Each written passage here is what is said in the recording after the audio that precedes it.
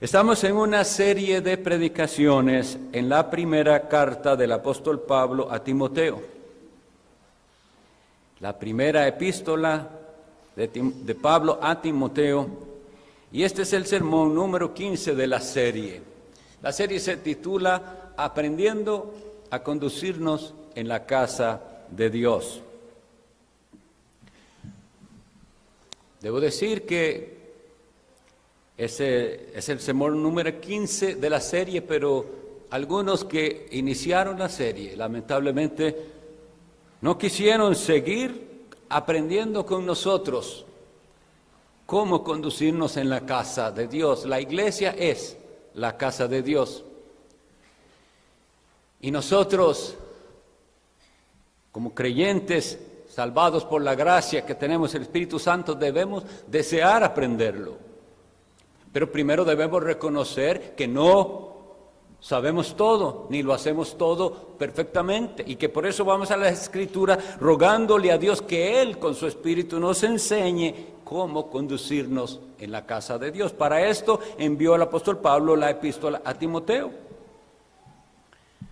Les animo a los que escuchan hoy a seguir aprendiendo qué pide Dios de nosotros como iglesia. En la última exposición habíamos hablado un poco del gobierno de la iglesia. Se había dicho que el obispo debería, o el pastor, gobernar bien su casa, porque si no lo sabía hacer, no estaba calificado para cuidar de la iglesia de Dios. Entonces los invito a leer en primera a Timoteo los requisitos que aparecen en el capítulo 3. Palabra fiel: si alguno anhela obispado, buena obra desea, pero es necesario que el obispo sea irreprensible, marido de una sola mujer, sobrio, prudente, decoroso, hospedador, apto para enseñar, no dado al vino, no pendenciero, no codicioso de ganancias deshonestas, sino amable, apacible, no avaro, que gobierne bien su casa, que tenga a sus hijos en sujeción con toda honestidad, porque el que no sabe gobernar su propia casa, ¿cómo cuidará de la iglesia de Dios? No un neófito, no sea que envaneciéndose caiga en la condenación del diablo. También es necesario que tenga buen testimonio de los de afuera, para que no caiga en descrédito y en lazo del diablo. Que el Señor añada bendición a esta lectura de su santa palabra. Quisiera solamente hacer un recordatorio sobre estas partes que ya vimos. Estuvimos viendo lo que se esperaba de Él y dijimos que íbamos a dejar para la sesión siguiente lo que no debe ser. Habíamos dicho lo que debe ser, cómo debe ser o parte de ello, y hoy vamos a entrar a lo que no debe ser. Pero primero debemos recordar que a los que el Señor llama al ministerio, que son llamados aquí obispos, es decir, los que están vigilando al rebaño y cuidando el bien del rebaño, son los mismos que la Biblia llama a veces pastores, y es el mismo oficio para nosotros que ancianos. Esta posición quisiera que entendamos que no es la de todos. Otras denominaciones, otros hermanos nuestros no entienden de la misma manera que haya solo que sea el mismo oficio. Para ellos hay otros. Entonces, por lo menos, aunque no voy a tomar ahora tiempo que ya tuvimos en el pasado para defender la posición de que el oficio de anciano es el mismo pastor y obispo, sepan que otros tienen otra posición al respecto. Y que es una posición de gobierno, la Sagrada Escritura nos lo enseña. Primera Tesalonicenses 5:2 nos dice que la iglesia debe reconocer a los que trabajan entre vosotros y os presiden en el Señor. La palabra presidir significa guiarlos. Esa es la labor. Para presidir significa que hay alguien que tiene una cierta autoridad.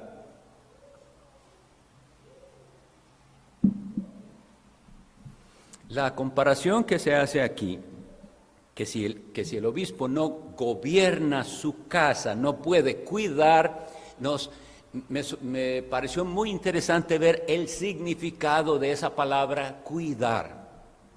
Porque las otras veces que se usa esa palabra en el griego es en la parábola del buen samaritano que encontramos en Lucas 10:34. Sabemos que es una parábola en la cual Jesús enseña cómo alguien se compadeció de otro que estaba en muy mala situación, y dice así Lucas 10:34, lo llevó al mesón y cuidó de él. Esa palabra cuidó es la misma que viene como cuidará de la iglesia de Dios. Otro día, al partir, sacó 2 denarios y los dio al mesonero y le dijo, cuídamele. Es interesante, hermanos. Se dice entonces que el obispo tiene que cuidar al rebaño como aquel buen samaritano como el buen samaritano cuidó de aquel hombre que estaba herido en la calle, tirado porque había sido asaltado por ladrones. Y él lo cuidó, y cuando lo cuidó, dice que pusieron aceite en sus heridas, lo llevó a un mesón, a un lugar, y dijo, cuídemelo. Esa es una de las funciones pastorales. Las ovejas del Señor, a veces por terquedad, por torpeza o por ataques del enemigo, los lobos que vienen van a sufrir y van a tener llagas que curarse. Y los pastores que la iglesia tiene deben saber cómo ir y cuidar y tratar esas heridas. Esa es una de las características que las iglesias deben ver en aquellos a los que esperan que pudieran llegar a ser ancianos. Gente que de verdad está interesada en los demás y en curarles sus heridas. Pero para curarlos tienen que tener interés en ellos. Bien, vamos entonces, eso era solamente un recordatorio de lo que vimos la vez pasada, y vamos a ver lo que no debe tener un ministro del Señor. La primera característica que no debe tener, según el versículo 3, es no dado al vino. Aquí menciona el vino porque era lo común en aquella época. Hoy no solo tenemos vino, tenemos muchas bebidas y diversas actividades que dan placer al hombre. Entonces, cuando nosotros decimos no dado al vino, no estamos diciendo que haya en la Biblia una prohibición específica para ingerir vino. El dado al vino es ¿qué significa los que sí son dados al vino? ¿Cómo es que son? Analicémoslos para saber que los que han de ser ancianos no deben ser así. Pero siempre recordando aquello que les decía, no hay 2 estándares en la iglesia de Dios. No significa que los ancianos no deben ser dados al vino, pero los demás sí pueden ser dados al vino. Lo que significa es que él es ejemplar en esto, que no es dominado de ningún placer mundano. De ningún placer mundano. Por eso la palabra dado al vino no solo implica que si toma una copa de vino o no, es a cualquier placer mundano, no es atraído, no está dominado por nada de eso, tiene sobriedad, que es lo que se necesitaba, y lo habíamos visto también la vez anterior, que por qué era que a los sacerdotes se les había dicho no podrá ingerir ni vino ni sidra al entrar al santuario, para que supiera ¿qué? Discernir entre lo puro y lo impuro, entre lo santo y lo profano. De manera que se espera que tenga temperancia. Esa es una palabra que hoy en día no se usa. Es el dominio propio, el autocontrol. Debemos ser observadores. ¿En qué se deleitan las personas? Bueno, el cristiano primero que todo debería deleitarse en Cristo mismo, su Señor y Salvador. Pero observemos cómo son los cristianos de hoy en día y en qué están encontrando placer y a qué le están dedicando mucho. Si hay un cristiano que todavía está luchando con ese tipo de cosas, si tiene un hobby aquí, como le llaman, y otro hobby por allá, y muy aficionado a este deporte y al otro, difícilmente tendrá pasión por Cristo. Deben darnos ese ejemplo de que todas esas cosas, aunque en sí mismas no las consideramos pecaminosas, no nos atraen como le atrae al mundo. Es una gran diferencia. Y entonces, para que esto sea útil a ustedes, les recuerdo, no hay dos estándares y les pregunto a ustedes en particular, ¿en qué se deleita usted? Si yo le dijera nada más, ¿es usted dado al vino? Posiblemente no, en Costa Rica no hay gran cultura del vino, digámoslo, pero entendemos la pregunta, ¿a qué es dado usted? Si no es dado al vino, ¿a qué? ¿Por dónde van sus intereses? ¿En qué está gastando su tiempo, sus energías? ¿En qué se deleita tanto? ¿De qué habla tanto? Hoy, mis estimados hermanos, vivimos un estándar muy mediocre en cuanto a la vivencia cristiana. Y vemos a los cristianos haciendo casi todo lo mismo que hace el mundo. Yo insisto en que antes no era así, porque la palabra de Dios nos hacía ser diferentes y se sabía que había cosas que ese no lo hace porque es que ese es evangélico. La gente sabía decirlo y sabía que el evangélico había cosas que él no hacía. Claro, el mundo lo ve como una prohibición. El mundo decía es que no les permiten en esa iglesia. No es así. Pero el asunto es que había una clara separación de la mundanalidad y de esas actividades mundanas que tienen atrapadas a las personas. Debe volver a ser así en la iglesia del Señor. La segunda cosa que no debe ser el anciano, obispo, pastores, no debe ser pendenciero. Un sinónimo de pendenciero es busca pleitos. Pleitos de ninguna índole. Todo lo contrario, los cristianos estamos llamados a ser pacificadores. En cualquier conflicto, pacificadores. Si vemos a una persona que fácilmente entra en una discusión, ya estamos viendo que no tiene una buena característica. Tiene que luchar contra eso. ¿Entra usted fácil en una discusión? ¿Se enoja fácil?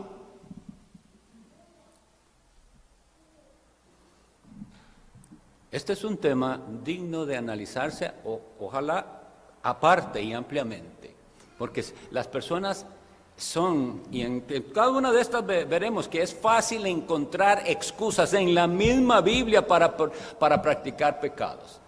Y a la gente le fascina ese versículo que dice, airaos pero no pequéis. Y ellos se están dando el permiso de vivir en enojo, porque la Biblia dice que se puede. Tenemos que combatir eso. El enojo es pecado. Y la única vez en que el enojo no es pecado es si es causado por una verdadera injusticia. No que a usted le parece injusto como lo trataron, es que es una verdadera injusticia y que el nombre de Dios está siendo ofendido. Si eso a usted le causa enojo, ese es un enojo santo, un celo como el de Cristo cuando entra al templo y ve lo que han hecho ahí, es la casa de mi Padre y esto parece un mercado. Y él estaba enojado y ese enojo no era pecado, era santo. Le pregunto, ¿es eso lo que lo enoja a usted? ¿Es eso lo que le trae enojo? Ver que el nombre de Dios es blasfemado, ver las injusticias verdaderas. No, la verdad es que la mayoría de las veces que nos enojamos es porque alguien me hizo algo y me trató mal. No me saludó, me hizo mal modo, hizo tal cosa, me gritó en la calle, etcétera, donde sea. Esa propensión al enojo es pecaminosa. Entonces el siervo del Señor no puede ser así. Pero sí es necesario decir que hay una razón por la cual los ministros de Cristo contienden. Y está en Judas capítulo 1, que ya más bien es algo que se nos manda a todos los creyentes. Amados, dice Judas 1:3, por la gran solicitud que tenía de escribiros acerca de nuestra común salvación, me ha sido necesario escribiros exhortándoos que contendáis. Ahora sí, ¿por qué? Ardientemente por la fe que ha sido una vez dada a los santos. Dios nos ayude y tengamos ese celo todos, y los pastores en mayor medida. Celo santo, pero es celo por Cristo, no solo porque las cosas se hagan como yo quiera. No es tampoco una cierta inflexibilidad de que ando revisando quién hace algo malo para enojarme y decir que tienen que disciplinarlo. No, estamos hablando de verdad de la fe. Por eso es que es un compendio de muchas características que unidas dan el carácter necesario para gobernar la iglesia del Señor. Luego dice, no codicioso de ganancias deshonestas. De nuevo, este no codicioso se aplica ¿a quiénes? ¿Solo a los pastores? ¿Tienen permiso los miembros de la iglesia de ser codiciosos?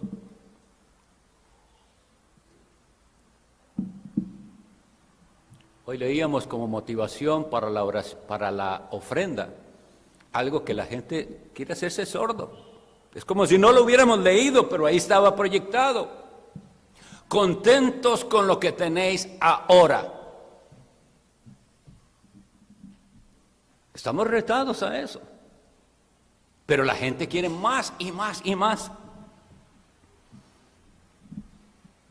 Cuando dice ganancias deshonestas, igual alguien dijera, no, yo codicio ganancias pero honestas. No, lo que está es dando un calificativo de esa actitud deshonesta de querer. De todo quiere, todo lo que ve lo quiere.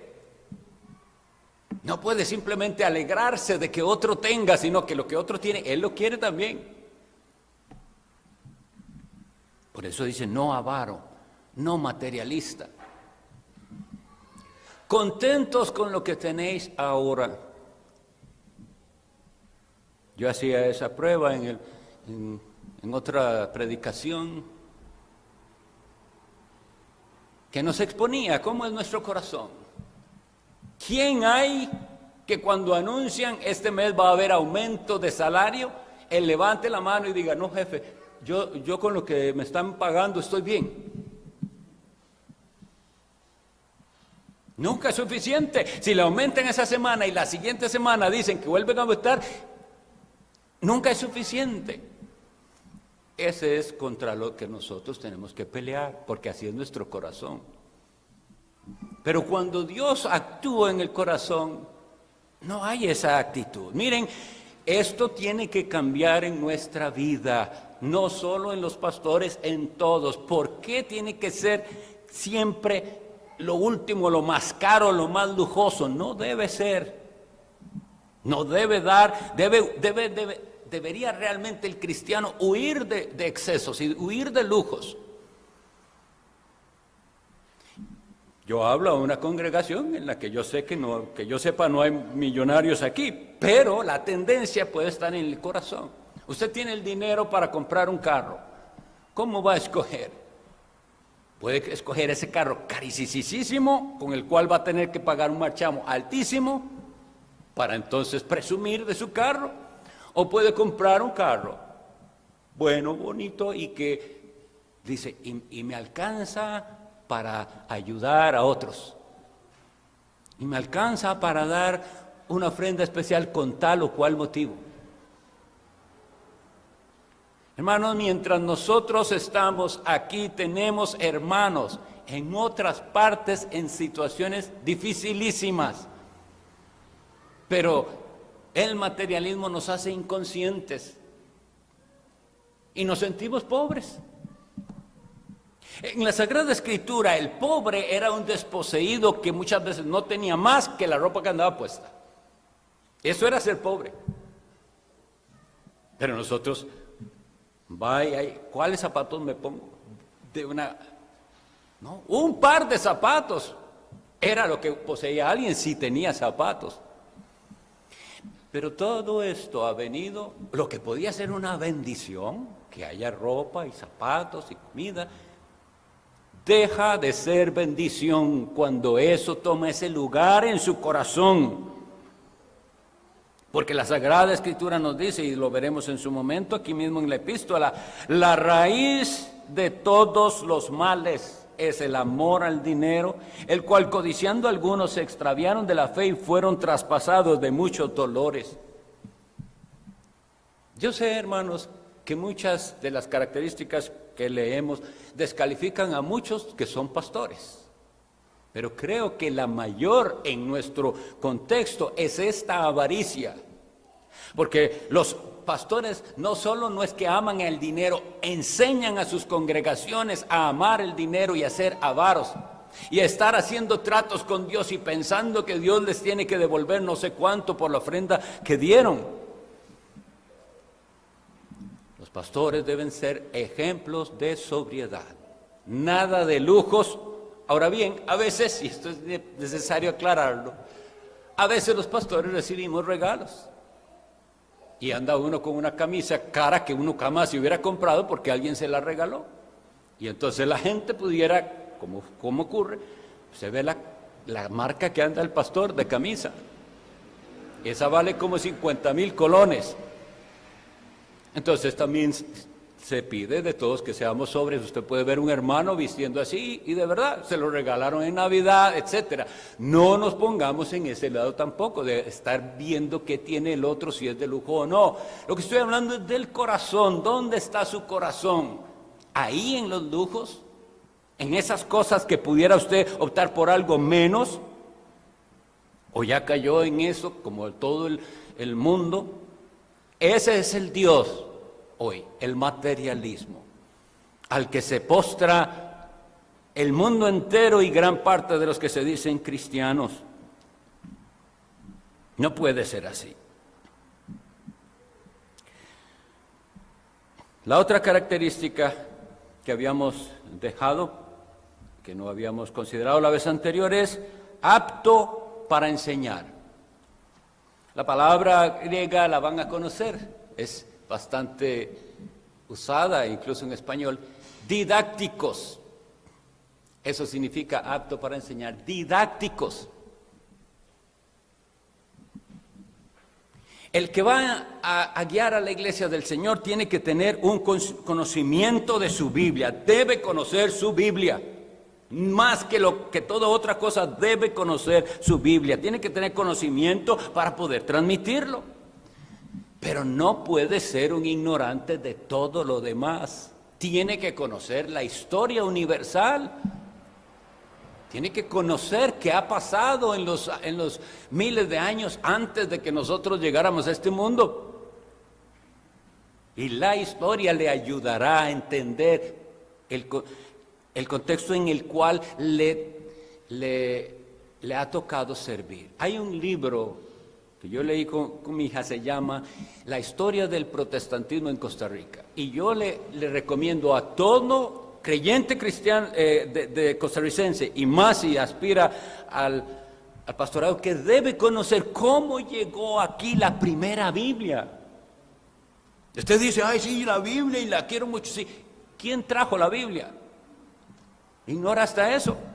Y todo lo que sucedió, las misiones que vinieron en el siglo XIX tratando de esparcir el evangelio aquí, las luchas que se dieron, la misma idiosincrasia costarricense con la cual todavía hoy luchamos. Libros de gente que ha hecho investigaciones de por qué somos como somos los ticos. Todo eso nos sirve. Para que usted pueda enseñar, usted tiene que entender este tipo de cosas. No puede ser simplemente alguien que diga, yo solo sé de la Biblia, no de eso ni me hable. Bueno, no podrá ayudar en muchas áreas, porque debe conocer el contexto en el que nosotros vivimos. ¿Por qué Costa Rica es como es? ¿Por qué hablamos español? Hay gente que ni siquiera sabe eso. ¿Por qué hablamos español y no inglés? La ignorancia es muy grande. Y tanto se da que podemos hablar hasta con pastores de iglesias y preguntarle a un pastor de una iglesia del Nazareno, y usted, cuénteme de la historia de su iglesia y cómo empezó la denominación nazarena. ¿No sabe? O las Asambleas de Dios o cualquier otra. ¿De dónde viene usted? ¿Se está inventando el cristianismo? ¿El cristianismo empezó con usted? ¿Qué había antes? Es necesario que los hombres de Dios conozcan la historia. ¿Por qué no somos católicos?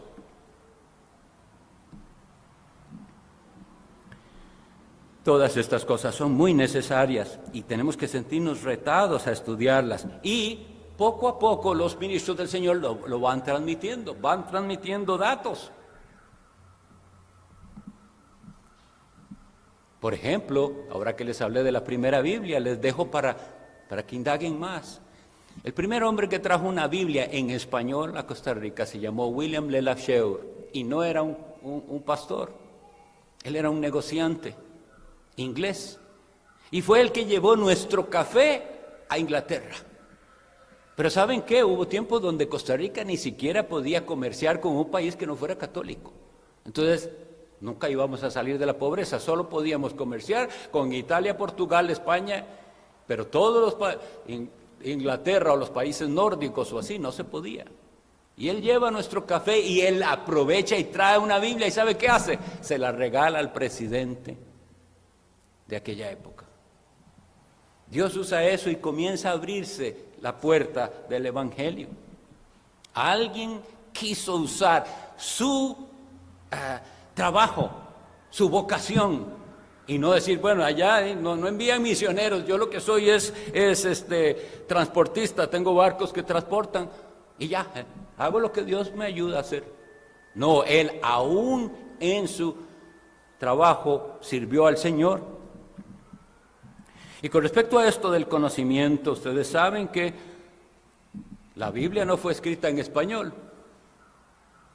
El Antiguo Testamento fue escrito en hebreo, una partecita en arameo y el Nuevo Testamento en griego. Y los hombres que predican deben entender eso y deben al menos poder usar las herramientas disponibles para llegar a profundizar en lo que van a enseñarle a sus congregaciones. Ver entonces en los idiomas originales las cosas para verificar. Y con esto no estoy diciendo que sea indispensable ir al seminario, no lo es. Y de hecho en algunos casos más bien es dañino que algunos vayan al seminario, en el cual se llenan, como veremos en la última cosa que tenemos que hablar, de un cierto envanecimiento y se les llena la cabeza y creen que ahora saben mucho y que saben más que sus pastores. Pero su corazón, en vez de ensancharse con todo el conocimiento para ir y ganar almas, se les encoge. Ahora, eso debe estar en nosotros también. Entonces, sí se necesita que sea estudioso, que sepa comunicarse, que tenga una capacidad de darse a entender, que los niños y los ancianos, si le ponen atención, entiendan. Porque a veces un pastor puede hacer lo mejor que puede, pero no le están poniendo atención. Pero yo lo que digo es un esfuerzo nuestro de darnos a entender. Necesitamos predicadores que sean maestros de la palabra, no eruditos. Los eruditos suelen carecer de pasión, saben mucho y son de aquellos que la gente dice, ese sabe tanto, yo no le entiendo nada, pero él sabe muchísimo.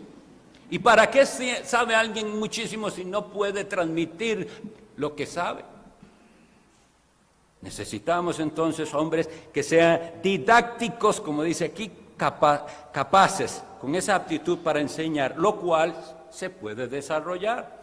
Nosotros creemos que en nuestro afán, el pastor Randall y yo, anhelábamos ver gente dando la palabra. Y nos apresuramos y tuvimos unos tropiezos muy duros. Pero otros nos dan buen ejemplo de cómo se hacen sin apresurarse las cosas. Para eso hay estudios bíblicos en las casas.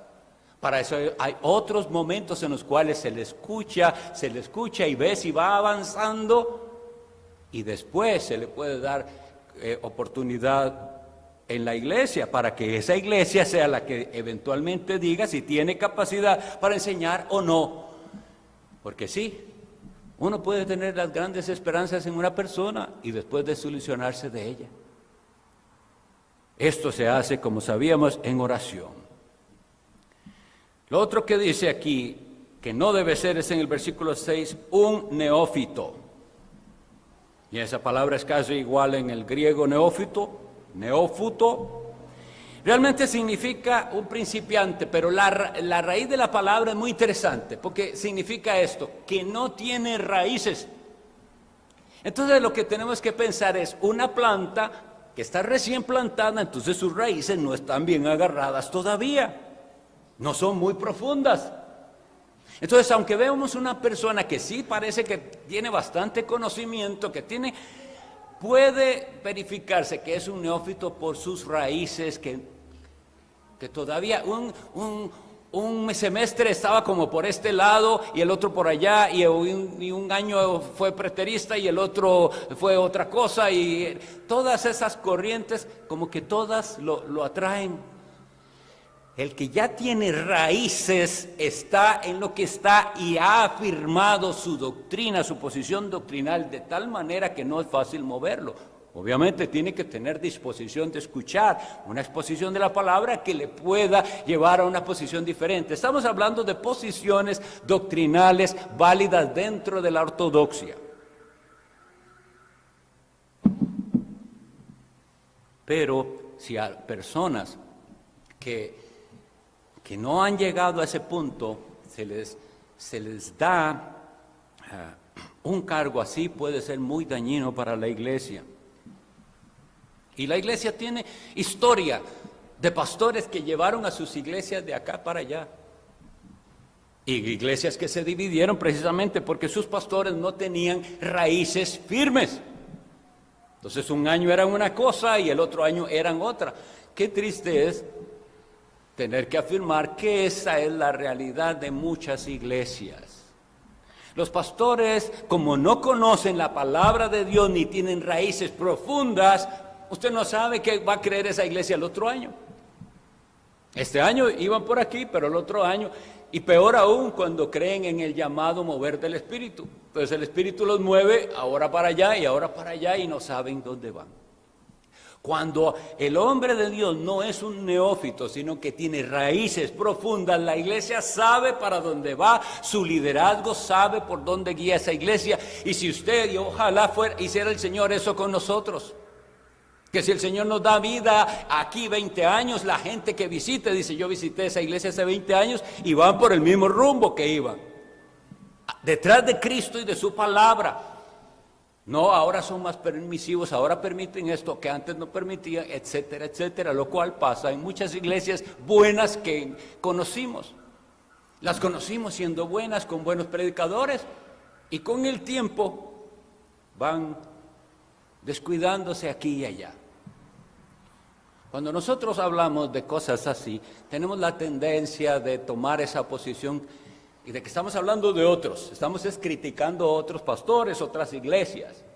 Pero yo quisiera que Dios nos ayude a vernos a nosotros mismos, si tenemos raíces verdaderamente profundas, arraigados en la palabra de Dios.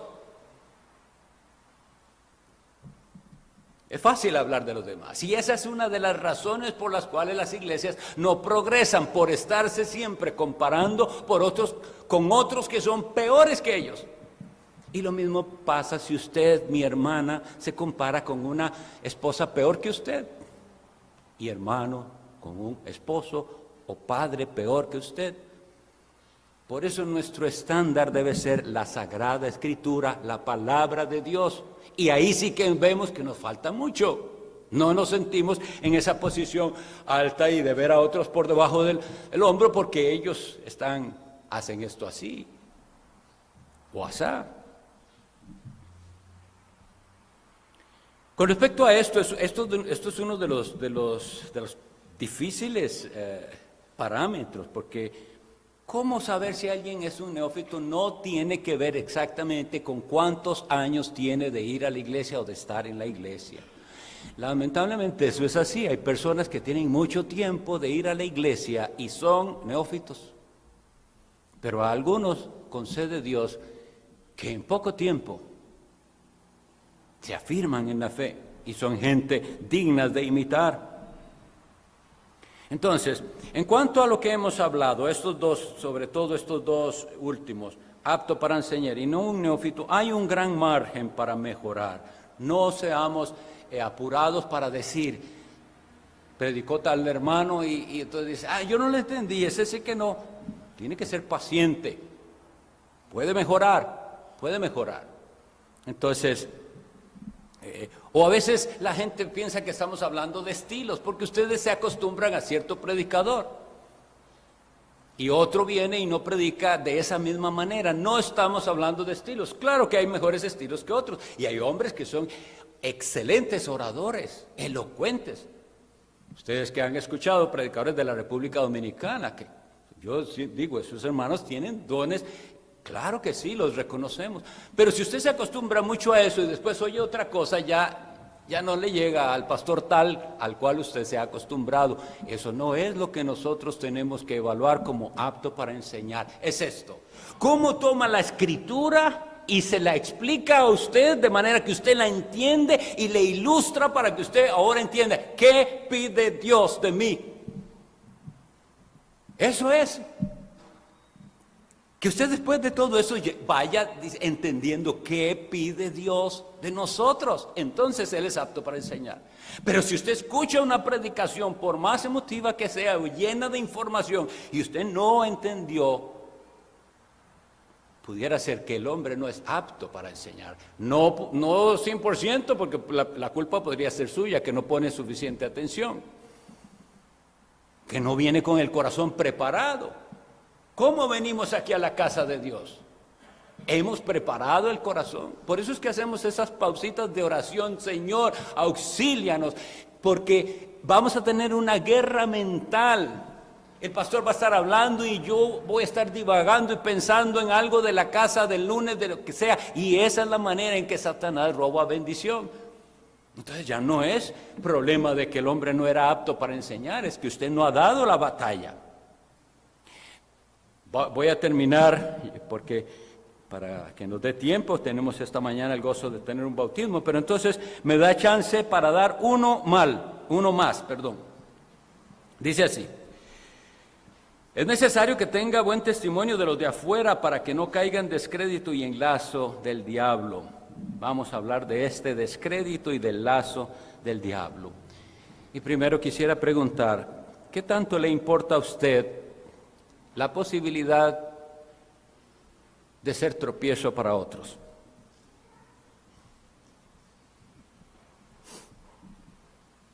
La Biblia dice en Mateo 18:7, ¡ay del mundo por los tropiezos! Porque es necesario que vengan tropiezos, pero ¡ay de aquel hombre por quien viene el tropiezo! Una de las razones por las cuales pienso yo que las iglesias dejaron de evangelizar fue por el descrédito. Mis hermanos, nosotros tenemos más de 100 semanas de evangelizar todas las semanas, sea en el Parque Central, sea en el Boulevard, sea en los parques. Solo una semana no pudimos hacerlo de todas estas que llevamos por una lluvia fuerte que hubo, pero todas las semanas hemos estado ahí. Y yo les decía a mis hermanos, miren, ¿qué es lo que sucede? Si yo me paro ahí, que hasta me habían hecho una cajita para verme un poco más, y yo predico el evangelio, pero si la gente que está ahí conoce un mal testimonio de mi persona o de mi iglesia, van a decir, son palabras y yo lo conozco, yo conozco esa iglesia. El descrédito. Los evangélicos evangelizaban porque sabían que si la gente venía iba a encontrar una iglesia de personas que querían seguir a Cristo, apartadas del mundo. Pero ahora donde las iglesias evangélicas hay igual fornicación como en cualquier otra parte. Mujeres que quedan embarazadas sin estar casadas, divorcios en las iglesias. Hermanos, hay descrédito. ¿Qué hace a esas personas que nos oyen hablar y repartirle un tratado venir? Si ellos tienen ese concepto que es lo mismo, es igual. O el otro descrédito. ahí lo que quieren es plata, lo que quieren es dinero. ¿Y por qué la gente piensa eso? Porque hay quienes hicieron de la fe un negocio, de la religión hicieron un negocio, y es ofrende y ofrende, y dé para esto, y dé. El descrédito es hacer tropezar a otros. Es un pecado que muy, muy grande. Y si ustedes tienen que mostrarles algo a sus niños desde pequeños, es: usted, mi niño, es hijo de padres cristianos, y como usted se comporta en la escuela, está hablando de sus padres y de su religión. Palabra prohibida también hoy en las iglesias, pero eso es lo que está diciendo. Aunque el niño todavía no se ha convertido, ha sido educado de tal manera que él sabe que él no es hijo de cualquiera, sino de gente que teme a Dios. ¿Por qué lo digo? Porque una vez me tomé me dolió mucho escucharlo, pero para algo lo escuché, para ayudar a otros a no tropezar por ahí. Y los niños de cierta hermana mía en la fe, o de alguien que quiero mucho, aprendieron que son pecadores. Y cuando se comportaron mal, esa fue la razón. ¿Por qué hiciste tal cosa? Es que soy pecador. Vean hasta dónde el malvado corazón lleva para usar la palabra de Dios para justificarse. No solo hay que enseñarles que son pecadores. Un día te darás cuenta a Dios de lo que has hecho, de lo que has dicho. Y está siendo creado en el temor de Dios. Vea que en nuestra casa, mi niño, se lee la Biblia todos los días. No hay un día que en el hogar cristiano no se lea la Biblia y se ore. Así que eres responsable ante Dios. Lo que haces, lo que dices, cómo lo haces. Entonces, de lo que estoy hablando es del descrédito. Tenemos que confiar que Dios nos ayude a volver a ganar ese crédito y decir: no, perfectos no somos, estamos luchando, somos pecadores, pero pecadores arrepentidos. La gente olvida eso. Cristo vino y Cristo perdona a los pecadores. Sí, a los pecadores arrepentidos. Y si usted se queda sin arrepentimiento, se queda sin perdón.